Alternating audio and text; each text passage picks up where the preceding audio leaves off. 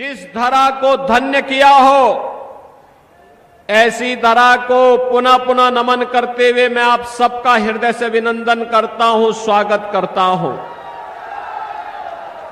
बहनों और भाइयों, लोकसभा का चुनाव आज चतुर्थ चरण में चल रहा है। अब तक आधे चुनाव संपन्न हो चुके हैं, 285 सीटों पर चुनाव हो चुके हैं। आज 10 राज्यों की 96 सीटों में चुनाव हो रहे हैं। और बहनों और भाइयों, पूरे देश के अंदर चारों ओर, उत्तर, दक्षिण, पूरब, पश्चिम, एक ही नारा गूंज रहा है, और वह है कि फिर एक बार, और अब की बार 400 पार में रायबरेली भी है ना, और बहनों और भाइयों, ये होनी भी इसलिए होनी चाहिए क्योंकि यह अवध केसरी का क्षेत्र है, अयोध्या की पावन धरा का क्षेत्र है। याद करिए, 500 वर्षों का इंतजार समाप्त करके अयोध्या में रामलला विराजमान हुए हैं, और 500 वर्षों में पहली बार रामलला ने अयोध्या में अपना जन्मोत्सव भी मनाया और होली भी खेली ना। अब आप सोचो, रामलला को अयोध्या में लाने वाले कौन है? मोदी जी, बीजेपी। और मोदी जी और बीजेपी को ताकत किसने दी? आपने दी। आपकी पीढ़ी सौभाग्यशाली है और हमारी पीढ़ी सौभाग्यशाली है। बहनों और भाइयों, हम इस लोक में अपने वर्तमान और भावी पीढ़ी को बताएंगे, हमारे कारण राम मंदिर का निर्माण हुआ, और जब परलोक जाएंगे तो अपने पूर्वजों को भी बताएंगे कि हम आपके संकल्प की पूर्ति करके आए हैं, अयोध्या में रामलला विराजमान हुए हैं। बहनों और भाइयों, ये सौभाग्य का दिन देखने का अवसर किसी ने आपको दिया है, तो ये मोदी जी ने दिया है, भाजपा ने दिया है। अन्यथा कांग्रेस और सपा का गठबंधन तो आज भी वही राग अलाप रहा है। क्या राग अलाप रहा है? जब इनकी सरकार थी तब कांग्रेस ने क्या किया था? तब कांग्रेस ने कहा था राम तो हुए ही नहीं। कहा था ना, राम सेतु को तोड़ने का काम किया था ना कांग्रेस ने। और तब सुप्रीम कोर्ट में इन्होंने एफिडेविट दिया था कि राम तो हुए ही नहीं, कृष्ण हुए ही नहीं। ये भारत की सरकार कहती है, जो संविधान की शपथ लेती है, और जिस संविधान में मूल प्रति में पुष्पक विमान से लंका से अयोध्या आते हुए भगवान राम के दरबार को दिखाया गया है, वह सरकार इतनी झूठ देश की सुप्रीम कोर्ट में बोलती है। बहनों और भाइयों, इसीलिए इनके बुद्धिदाता क्या कहते हैं वर्तमान में? कहते हैं भारत में राम मंदिर नहीं बनना चाहिए था।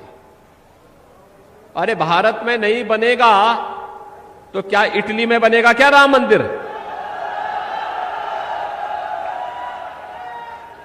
ये राम मंदिर का निर्माण भारत की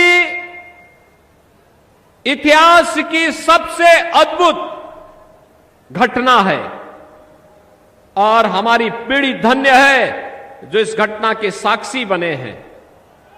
बहनों और भाइयों, और फिर समाजवादी पार्टी क्या कहती है? उनका तो राग ही उल्टा होता है, वो सही रास्ते चल ही नहीं सकते। कहते हैं राम मंदिर बेकार बना है। ये राम भक्तों पर गोली चलाने वाले लोग हैं, एक और राम भक्तों पर गोली चलाते हैं और दूसरी तरफ इनके द्वारा अयोध्या में राम जन्मभूमि पर आतंकी हमला करने वाले, काशी में संकट मोचन मंदिर पर हमला करने वाले आतंकवादियों पर दायर मुकदमों को ये लोग वापस लेते हैं। और इसीलिए मैं कहने के लिए आया हूं, ये चुनाव राम भक्तों के बीच में, रामद्रोहियों के बीच में अब सीमित होकर के रह गया है। बहनों और भाइयों, मैं एक गाना सुन रहा था अभी कि राम भक्त ही राज करेगा दिल्ली के सिंहासन पर। बहनों और भाइयों, और पूरे देश के अंदर भी जब मैंने लोगों से पूछा कि फिर एक बार मोदी सरकार का नारा क्यों आप देते हैं, उन्होंने कहा इसलिए दे रहे हैं जो राम को लाए हैं हम, और राम भक्त ही जब शासन करेगा तो हो ही वही जो राम रसी राखा। ये तो तुलसीदास जी ने बहुत पहले बोल दिया है, और प्रभु तो यही चाहते हैं कि उनका भक्त ही राज करेगा। करेगा ना? करेगा ना? और इसके लिए हम लोग आए हैं आपसे कहने के लिए कि रामद्रोही दो ही लोग मोदी जी का विरोध कर रहे हैं, या तो रामद्रोही और या पाकिस्तान। आप देखिए इस समय पाकिस्तान और रामद्रोहियों के स्वर एक जैसे हो गए हैं। पुलवामा में भारत के जवान शहीद हुए और उस घटना को उस समय पाकिस्तान का एक मंत्री समर्थन कर रहा था, और पुलवामा के शहीदों के लिए उस समय पाकिस्तान की आतंकी घटना का समर्थन करने वाला वह मंत्री आज कांग्रेस के रायबरेली के प्रत्याशी का समर्थन में बयानबाजी करता है। बहनों और भाइयों, क्या राहुल गांधी के संबंध है पाकिस्तान से? मैं नहीं समझ पाया। क्या संबंध है? मैं नहीं समझ पाया। रहेंगे हिंदुस्तान में, वोट मांगेंगे रायबरेली में, और उनको समर्थन मिल रहा है पाकिस्तान से। आप मुझे बताओ, जिसका समर्थन पाकिस्तान करेगा, क्या आप उसका समर्थन करेंगे? क्या करेंगे? क्या रायबरेली उसका समर्थन करेगी? क्या? बहनों और भाइयों, मुझे बोलने में कोई संकोच नहीं कि एक और मोदी जी के नेतृत्व में 10 वर्ष में आपने बदलते हुए भारत को देखा होगा। दुनिया के अंदर सम्मान प्राप्त कर रहा है, देश की सीमाएं सुरक्षित हुई हैं, आतंकवाद और नक्सलवाद नियंत्रित हुआ है, विकास के बड़े बड़े कार्य हो रहे हैं। कांग्रेस की नेत्री का बयान में पढ़ रहा था कल, कह रही थी कि मोदी जी बताएं तो 10 वर्ष में रायबरेली में क्या किया। मैं पूछना चाहूंगा कि 10 वर्ष नहीं, तुमने 65 वर्षों में कांग्रेस ने रायबरेली के लिए क्या किया? आज अगर रायबरेली में एम्स है तो इसका पैसा भी मोदी जी दिए हैं, और ये रेल कारखाना है, इसके आधुनिकीकरण, इसके विस्तारीकरण का पैसा भी मोदी जी दिए हैं। इसके उद्घाटन में मोदी जी स्वयं भी आए थे।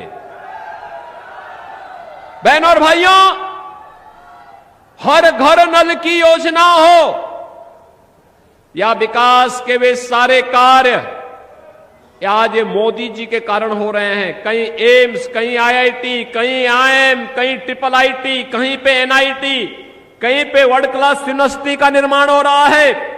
हर जिले में हर घर नल की योजना बन रही है, हाईवे बन रहे हैं, रेलवे के काम हो रहे हैं, मेट्रो का विस्तार हो रहा है।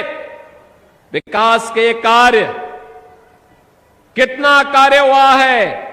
देखना है तो कांग्रेस के नेता नोट करें, यह देश आजादी के पहले से लेकर 2014 तक केवल 52 एयरपोर्ट बना पाए, 74 एयरपोर्ट बना पाया था। मोदी जी ने पिछले 10 वर्ष में 152 एयरपोर्ट बना दिए। कांग्रेस समेत पहले से, आजादी के पहले से लेकर के 2014 तक जितना हाईवे बना था, आज उससे दुगने हाईवे बन गए हैं। मेट्रो केवल 5 सिटी में थी, आज 20 सिटी में मेट्रो है। एम्स केवल 7 थे, उनमें से कांग्रेस ने 1 बनाया था, अटल जी ने 6 बनाए थे। आज देश के अंदर 22 एम्स हैं, 22। बहनों और भाइयों, पहले हर घर नल की योजना नहीं थी, आज हर घर की नल की योजना लागू हो चुकी है। पहले बहनों और भाइयों, ये कांग्रेस की सरकार के समय स्वास्थ्य की सुविधा में लोग तड़पते थे, आज हर 1 डिस्ट्रिक्ट 1 मेडिकल कॉलेज का निर्माण हो रहा है। बहनों और भाइयों, विकास के कार्यों को भी आप देखेंगे। कांग्रेस के समय लोग भूख से मरते थे, गरीब भूख से मरता था। आज 80 करोड़ लोगों को फ्री में राशन की सुविधा का लाभ प्राप्त हो रहा है, और फ्री में राशन का सुविधा ही नहीं मिल रही है, जो ये पाकिस्तान का लाभ लाभ रहे हैं कांग्रेस के नेता। मैं उनको पूछना चाहता हूं, मोदी जी ने 10 वर्ष में उतने गरीबों को खुशहाल जीवन की ओर अग्रसर किया है जितनी पाकिस्तान की आबादी है, उससे ज्यादा 25 करोड़ लोग गरीबी रेखा से उभरे हैं भारत के अंदर। और भिखमंगा पाकिस्तान, आज का न्यूज आपने सुना होगा कि पाक अधिकृत कश्मीर में दंगा इसलिए हो गया क्योंकि वहां पे खाने के लिए आटा नहीं है, बिजली नहीं है, चावल नहीं है, और खाने को लेकर के लोग ऐसे लड़ रहे हैं जैसे गली मोहल्लों में लड़ते हैं। बहनों और भाइयों, ये पाकिस्तान की दुर्गति देखने के बाद भी अगर कोई दुर्बुद्धि व्यक्ति पाकिस्तान का राग अलापता है, उससे कहना चाहिए कि भैया जाओ पाकिस्तान में, भारत में बोझ मत बनो, मत बनो भारत में बोझ। भारत तो 80 करोड़ लोगों को फ्री में राशन की सुविधा का लाभ दे रहा है, 60 करोड़ लोगों को आयुष्मान भारत में 5 लाख रुपए का स्वास्थ्य बीमा दे रहा है, 50 करोड़ लोगों को जनधन अकाउंट खोले गए, 12 करोड़ किसानों को किसान सम्मान निधि का लाभ दिया जा रहा है, 12 करोड़ घरों में शौचालय बने।